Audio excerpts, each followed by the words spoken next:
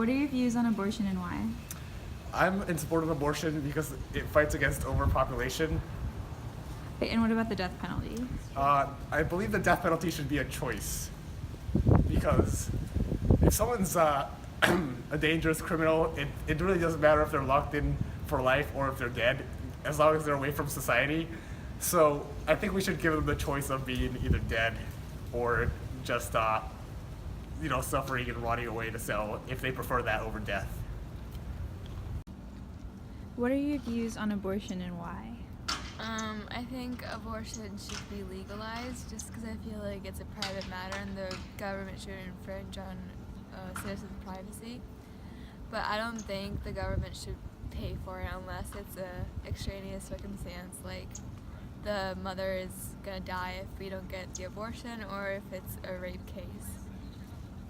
What about the death penalty?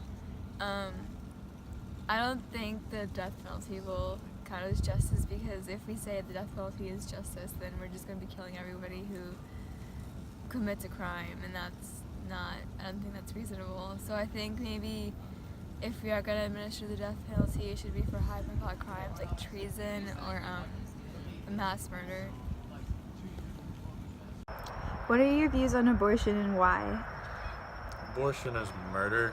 All life begins at conception. I'm a Christian, so I say that abortion is murder, no matter what people say. And what are your views on the death penalty and why?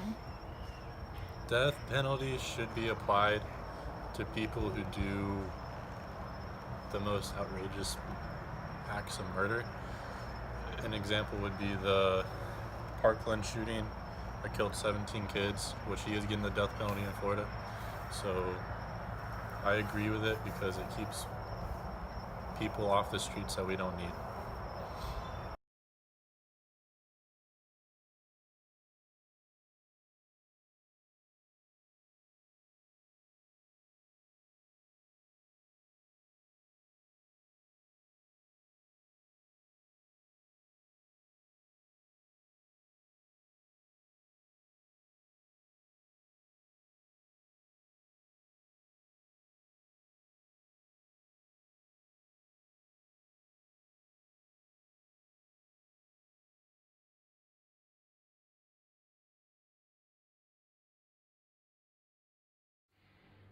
There are many arguments against the death penalty. It's not a deterrent against the crimes that it punishes. Society who use the death penalty don't have lower crime rates than those that do. When a country abolishes the death penalty, they are not plunged into criminal chaos. But even if the death penalty did reduce crime rates, would it then be acceptable? The death penalty targets the economically disadvantaged, those who can't afford good legal counsel, those without a voice in society. There's a saying in the US, capital punishment means that those without the capital get the punishment. Statistics show this is true. But would it be acceptable if people from all sections of society were executed? Does killing a rich man make killing a poor man right? The death penalty is irreversible and results in the death of innocence.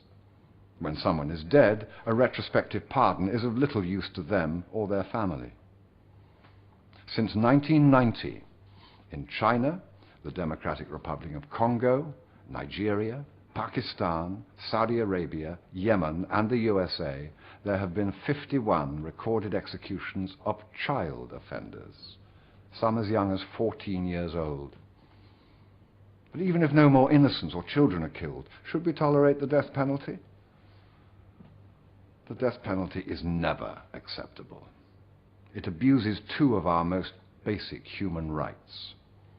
Everyone has the right to live, and no one shall be subject to torture. The death penalty obviously kills people, but it also tortures, physically by the brutal nature of execution, and psychologically by forcing individuals to wait to be killed. They wait, sometimes for decades, while others are led to their deaths. The horror of this waiting is unimaginable. Human rights are thus called because they apply to all human beings. They belong to all of us equally. An attack on these fundamental rights anywhere is an attack against all of us. The right to life is inalienable. It cannot be given, and it cannot be taken away. No matter how terrible the crime, in a world full of uncertainty, human rights are a clearly drawn line, a line between what is right and what is wrong, the line between imprisonment and execution. Every individual facing the death penalty is, whatever they stand accused of, still a human being. However much we revile them, however much we are outraged by their actions, however much we want revenge, they are still human beings. They may well have killed and tortured. They've crossed the line. But do we really want to join them?